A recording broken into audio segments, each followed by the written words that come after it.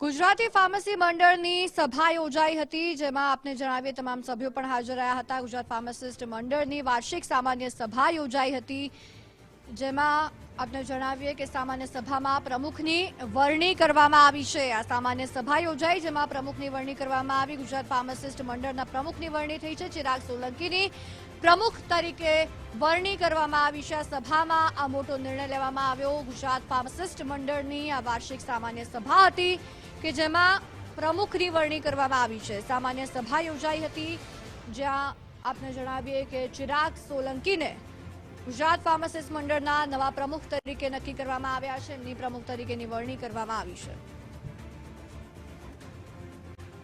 Gujarat pharmacist મંડળની વાર્ષિક સામાન્ય સભા યોજાઈ હતી આજે, અને સરકારી મેડિકલ કોલેજ અને આરોગ્યના પ્રશ્નોને લઈને પણ આમાં જે વાત કરવામાં આવી છે એમાં એનો જિક્ર કરવામાં આવ્યો છે। ચિરાગ સોલંકીને પ્રમુખ તરીકે વરણી કરવામાં આવી છે। આગામી સમયમાં તેઓ કેવું કામ કરે છે, સંવાદદાતા સંજય જોશી આપણી સાથે ફોન લાઈન પર જોડાયા છે। સંજય, ગુજરાત ફાર્માસિસ્ટ મંડળની વાર્ષિક સામાન્ય સભા કે જેમાં નવા પ્રમુખની વરણી કરવામાં આવી, શું વધુ વિગતો, સભામાં શું વાતો થઈ?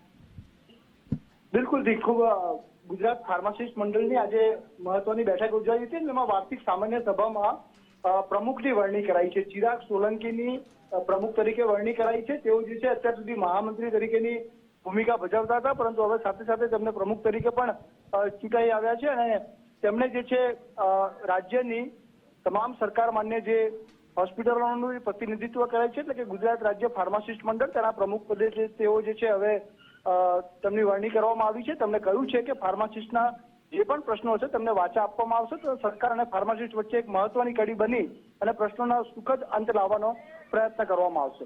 જી આભાર સંજય, સમગ્ર વિગતો બદલ।